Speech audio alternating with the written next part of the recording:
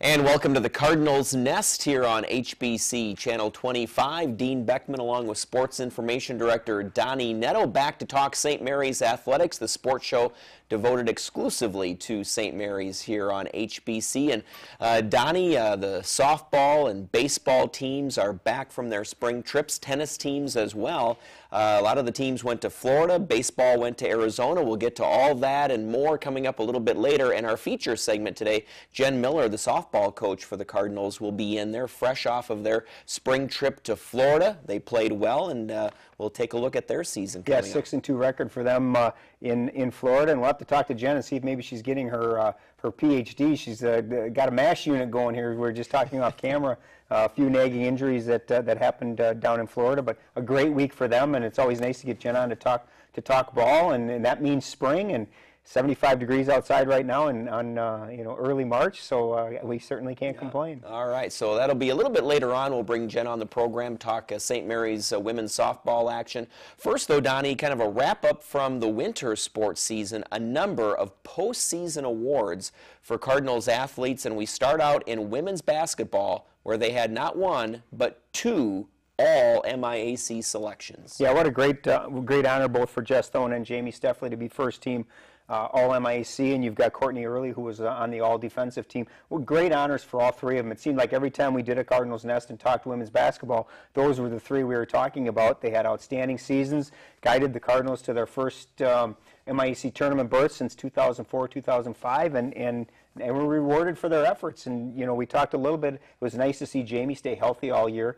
In her sophomore season, she hurt her knee and missed half the season, and that really affected the way the Cardinals played. And you can see with what they accomplished this year how important she is to that team. And the beauty of those three right there is they all come back next year. Yeah, I was just thinking that as I was looking at the screen there, thinking, wow, all three are back next year. So Mandy Pearson really has built a nice team here, and really.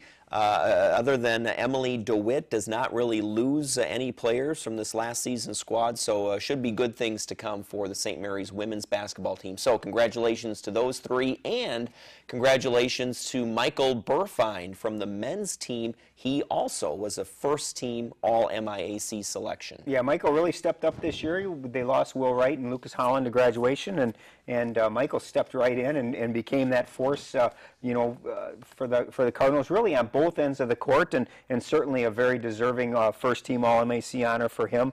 And then you've got Evan Peterson was on the All-Rookie team, and Pat Freeman closed out his career as an honorable mention All-MIAC selection. So again, three very worthy honors for those three individuals, and three very important cogs in the Cardinals' successes this year. And they're certainly, we've talked before, they're going to miss Pat Freeman next year, but when you've got Michael coming back and you've got Evan coming back and some of the freshmen that saw tons of time this year, Lamont Hall is one of those, and so I think things are really looking up for the men's basketball team, and I think that as they start preparing for next year, and I can guarantee you they're probably already preparing, it's going to be they're going to be a team that opponents are going to be afraid to play. Oh, no question. And with Evan Peterson, too, I mean, I think you can tell that he is positioning himself to maybe join Burfine, at least eventually, on that All-MIAC first-team selection. He has those leadership capabilities. We talk a lot on the women's side about Jess Thone and her ability to see the court and the things she does aside from scoring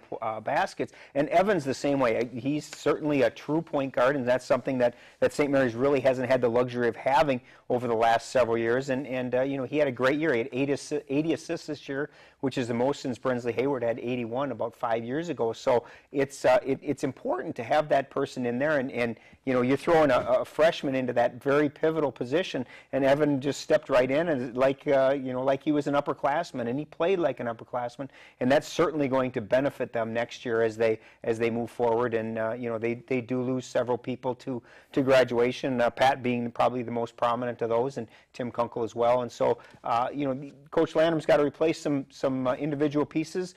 But when you return an all-conference, first-team all-conference, and an all-rookie player, that's certainly a nice nucleus to build around. Yep. And speaking of returning all-conference players, the men's hockey team will be doing the same with Austin Belko, as Austin was named first-team All-MIAC selection. Yeah, great honor for Austin. Austin was an all-rookie, MIAC all-rookie selection last year, and obviously no sophomore jinx for him to be named first team all-conference this year, and I think that really says something about the season that he had. He led the team in points and assists this year and was second in goals. He had a great sophomore year, and you know, I know Coach Moore is looking for more of the same from Austin in the years to come, and I know from working with Austin the last 2 years, you know, great individual off the ice as well, and certainly one of the leaders that Coach Moore will be leaning on next year. They graduate all 3 of their captains among their 4 graduating seniors, so I wouldn't be surprised to see Austin as one of those captains when he steps on the ice as a junior next year. And then on the women's side, we see on the screen there Nicole Olson going out on a high note as an honorable selection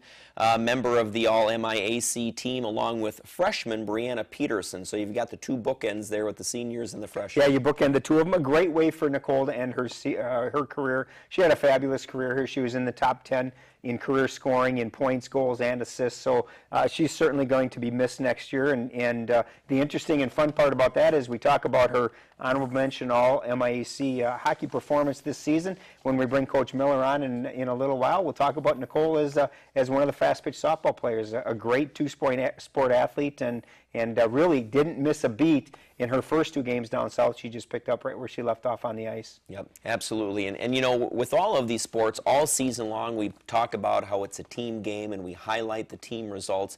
It's the individual players that make up some of the really outstanding stories. And with all of those players we just featured, all wonderful stories, all wonderful people and athletes. And the beauty of it is like you said, is you can ask any one of those, and it's always nice to have that individual accolade, but they'd all trade it in for a team success in terms of a conference or national championship, and so you're absolutely right. I think it's important for us to let them know that, you know, that individual honor is very special, and they're all certainly deserving, and hopefully we'll be talking more about those individuals and several others in the years to come. And when we last were on here, the Cardinals Nest, the track and field team was going to the indoor conference championships, and Coco Booker put in an outstanding effort for St. Mary's. Yeah, you know, we've been talking about Coco just about every week and how she's been doing such a great job in the shot put, and she finished second in the shot up at the MIAC Indoor Championships to earn all conference. Great honor for Coco.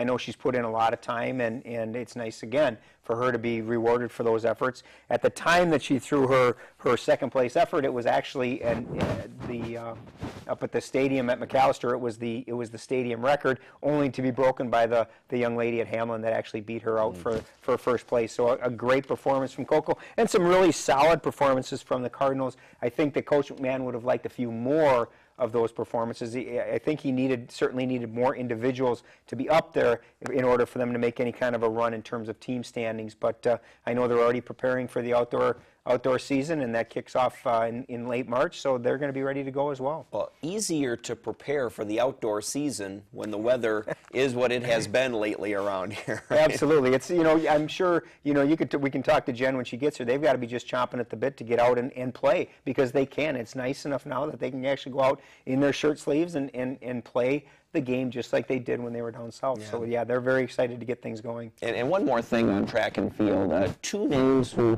we have talked about but sort of brushed over throughout the season, who I think we'll continue to hear from in years to come. John Souchere being one of them, and Aaron Haley. Both have been on the radar all season long, and you can just tell they're ready to take that next step, I think, probably as soon as next year. Absolutely, no question. You look at Aaron, just look at his cross-country season. He had such a phenomenal, you know, he was one of the top 3 runners that the Cardinals had during the cross-country season, and he steps up and qualifies in both the 3,000 and the 5,000 in the MIAC Indoor, and that's a great accomplishment, because those are very, very elite fields. They only take 16 runners in each of those events, so it's not like you qualify by time. You've actually got to have one of the top times, and so that was a great honor for him, and you're right. I think that those 2 are really going to help bolster those middle and distance runners as they start the outdoor season and prepare for the MIAC Outdoor. Well, Donnie, the softball and baseball teams, not the only teams to make trips over spring break this past week.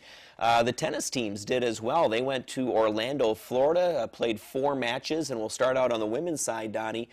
Started out with 2 wins, ended with 2 losses. The one loss, the last one there, Wheaton College, obviously a very good team. Yeah, Wheaton's a nationally ranked team, and they're a very powerful team, and I talked to Coach Halberg, and some of it, and I think that Coach Miller will be able to to expound on this a little bit. But it's only 4 matches, but it's a long week.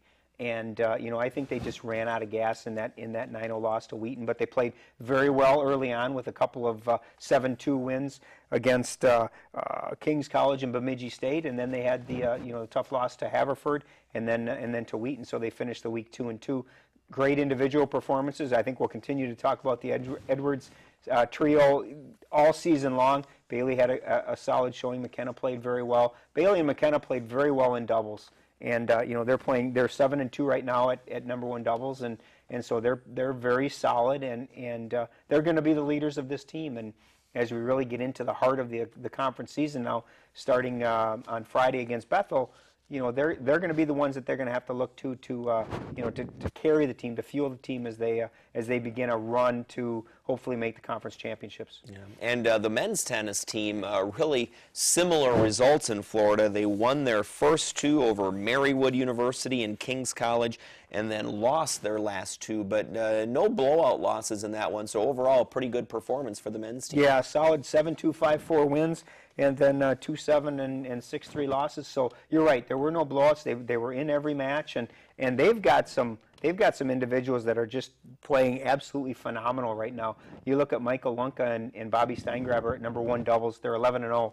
They haven't been beaten this year. What a great start to the season. We knew coming into the season that the 2 of them individually were very good players. They'd played some doubles together last year, but then Coach Halberg split them up a little bit and put them back together this year, and they've just been absolutely unstoppable, winning their first 11 matches. And then Sam Puff at number 3 singles has won 9 straight matches and is 10-1 on the season. So that's a great thing to have. You've got Lunka at 1, you got Steingraber at 2, you got Puff at 3, you got Andrew Rangich at 4. You've got a solid 1, 2, 3, 4 that really is going to give a lot of teams in the conference fits as they kick off conference play on Friday against Bethel. Yeah, no question. I think it's a deep team, a very solid team all around for both women and men's tennis. It's going to be fun to follow them, I think, during the conference season here.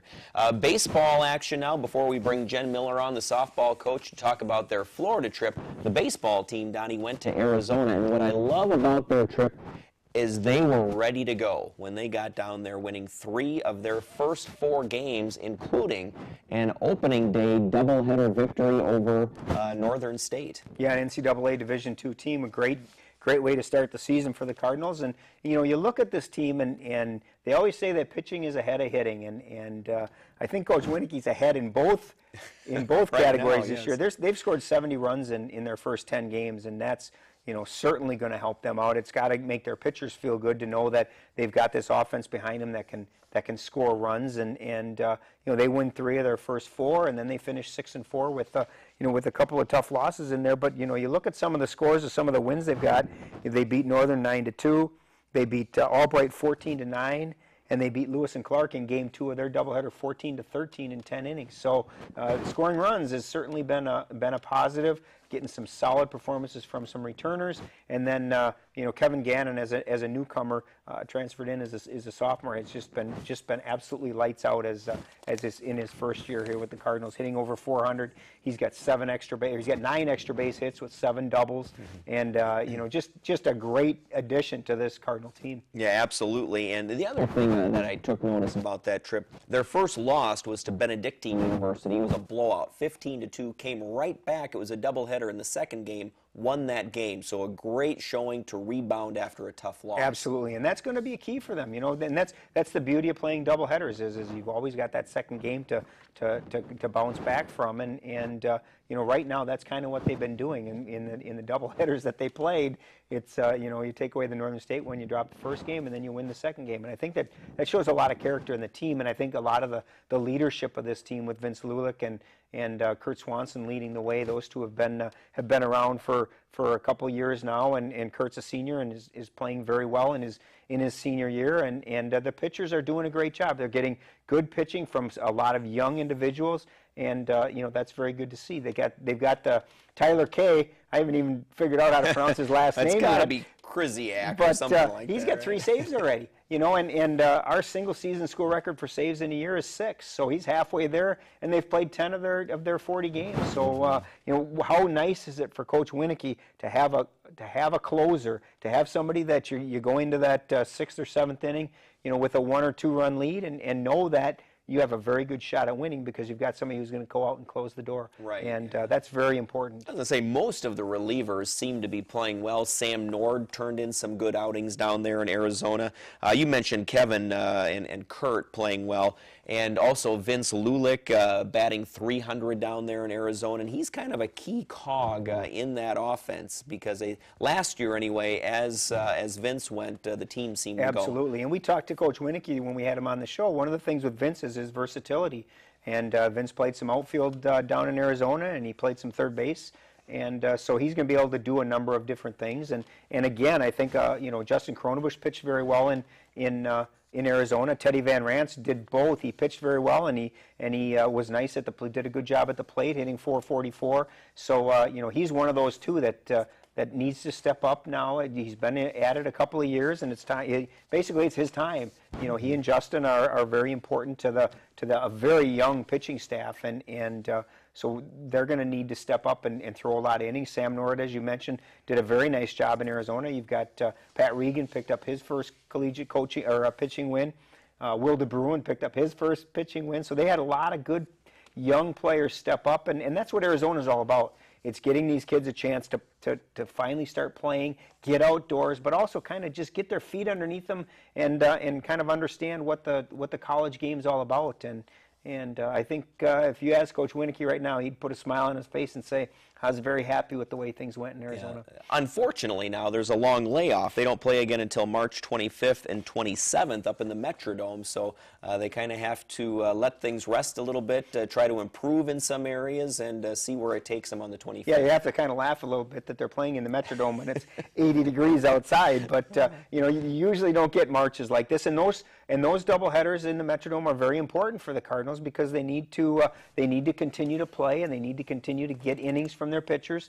And you know, it's nice to know that those games are guaranteed. You're not going to get rained out or snowed out or anything like that. And then they get done with those, and it's time to kick off the MIAC season. And I think that the confidence that they built in Arizona hopefully will carry over to their Metrodome games, which then will hopefully carry over into the MIAC season. But certainly off to a very positive start, and a lot of good things out of the baseball squad in their first 10 games. Well, and as Jen Miller can attest, when you get a little break in the springtime, you need to use that to rest, to practice up, because the schedule will get fast and furious very quickly as soon as the end of March and early April rolls around. And when we come back here on the Cardinals Nest, we'll bring in Jen Miller, head softball coach for St. Mary's, right here on HBC.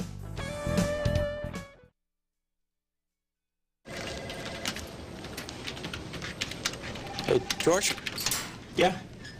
borrow one of your sticky notes? Yeah. Come on in. You know, I'm just gonna write it on my hand. Thanks. Sure? Yeah.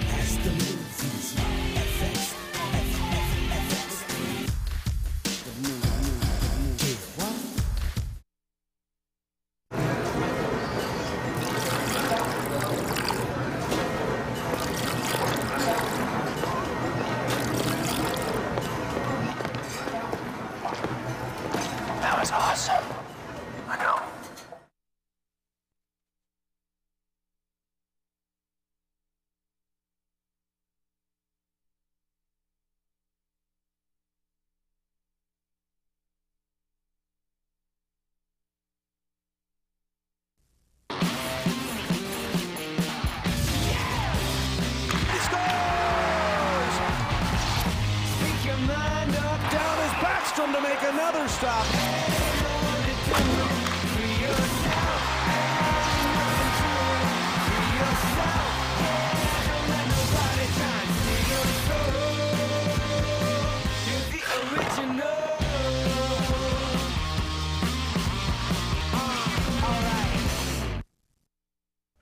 And we're back here on the Cardinals Nest. Dean Beckman, Donny Nadeau, and Jen Miller, the head softball coach for the Cardinals, joining us. Jen, you look a little different than the last time you were on. You were on in the fall to talk about that haunted forest, and you came in with that hideous mask on.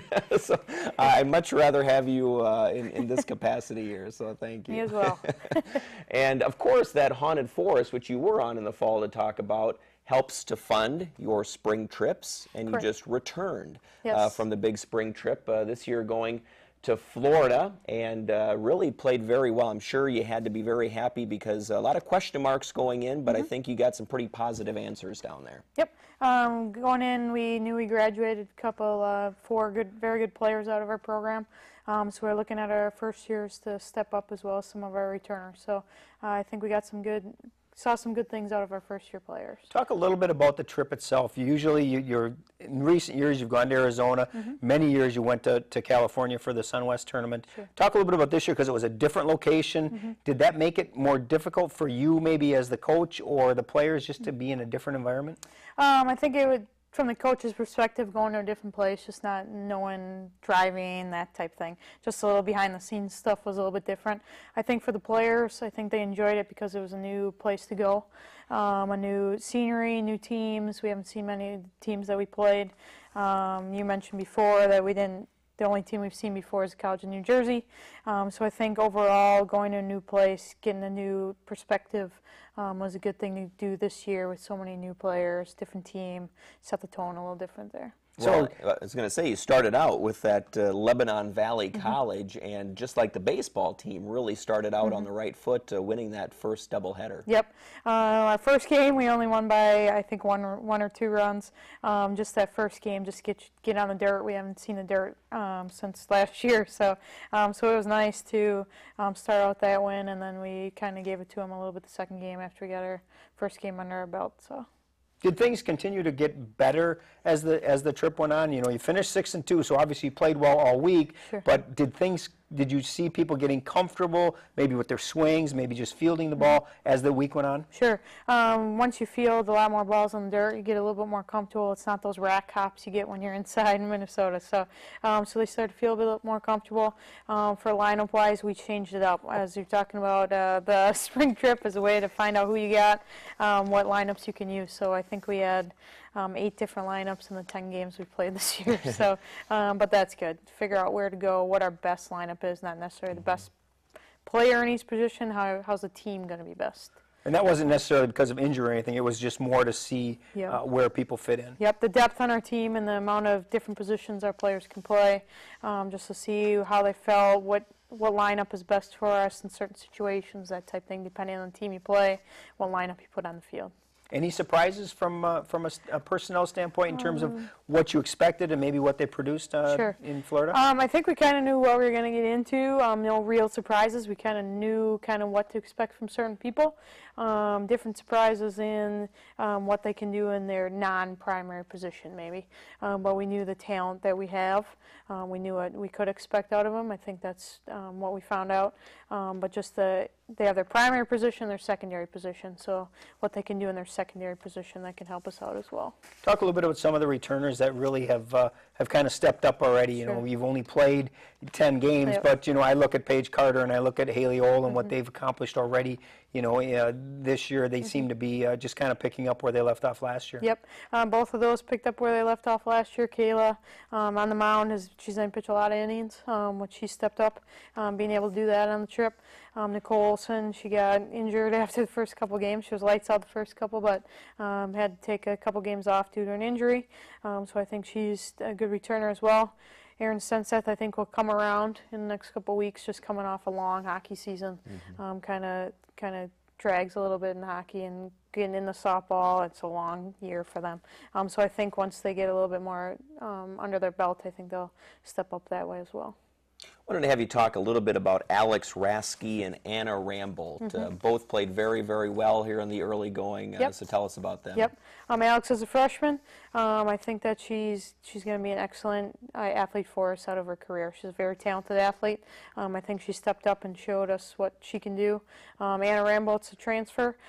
She's a great hitter, so I think she's going to be a big hitter for us this year. I think she works the count a lot, so that's good. She can find the pitches that she should be swinging at. So. Yeah, Alex hitting .417 in the early going so far. Yep. No home runs so far on the team. Yep. Concern, or is that kind of what you expected? We're more of a team atmosphere, and just move the runners around, get on base, move your runners. I think is what we're going after. I'm not too concerned about the home runs. It is less than we've hit in the past, but with a little bit younger team, I think it'll come around as we start to learn what pitches we're most successful at hitting each individual player. So I'm not too concerned yet. Yeah, you Any can't way to even get the start runs working in. with these people. Yep, yep, definitely. So yeah, I have some good coaches on hand. I got 5 other people helping me. 2 of them were athletes last year that have come back to help. I got 3 other assistants that are excellent. They do a lot of the work. I give them a lot of the credit as well. Just having that many people helping out at practice, I think the home runs will come around and the wins as well. So I give a lot of the credit to the coaches. Talk a little bit about, you mentioned that Kayla's going to throw a lot of innings. Last year she didn't have to because you were pretty solid at pitching. Talk a little bit about what you expect from her and how she's going to be able to handle that huge workload that probably is going to be thrust on her. Yep. I think she'll do a great job handling it. I think she's going to work hard doing it. She's going to spend a lot of time working on just pitching. She doesn't hit for us, so pitching is going to be her thing. I think that she'll work the count. She'll get the job done, and just the defense will have to play behind her. I think we got the hitting to back her up. She gets the job done on the mound, and the defense and offense will come around and back her up. So I think she'll be ready to go. With the baseball team, their spring trip, those were the first games of the season, and you had talked about hitting the dirt. That is something you didn't do in that first doubleheader when you played in the Dome there in Rochester. Yep. Tell us about that experience. Yep. It's a little bit different playing on the turf. The ball hops a little bit more. The fences are a little bit shorter in the outfield. So I think just going in, we didn't. Being a young team, plus we did not have the hockey players with us as well. So being a young team and not really knowing what we had to start with, those first 2 games were we were going in just to get the innings, which I told them, it's a learning experience. So even though we did end up with 2 losses, I think we learned a lot about the team and a lot about who can play what position. So I think it was an excellent idea to go and do it. So I think it helped in the long run having 2 games under our belt by the time we got out onto the dirt. When you took the field, and you probably didn't, but when you took the field against College of New Jersey, did you think at all back to 2000 when you played them the first time, when you actually played them on the way to the national title? Honestly, I didn't. Until I reminded you? Until you reminded me. So honestly, I didn't remember it. But I remember after you told me. But I think that they had a good team this year. They have a good pitcher, had good movement. She was working the ladder, which means moving up and down, keep on going higher and to the side. So I think the pitcher was very good, worked our batters. I think our batters learned a lot. Just that game alone, we might have lost, but I think it was a good learning experience for our hitters. And Jen, just a little time left here. Like the baseball team, you have a long layoff now, but you open the conference season at home with a couple of games back-to-back. The March 28th and March 31st start things off with Augsburg there on the 28th. Yes, we do. And it's been good weather, so hopefully we'll be out. Last year we didn't know if we were going to be out on that day, and now we're practicing today, which is 14th of March, so can't get any better than this. Yeah, all right, Jen Miller, head softball coach, thanks for being on the Cardinals Nest, and good luck here in the conference season. Thanks. And that's going to do it. Thanks for watching the Cardinals Nest here on HBC.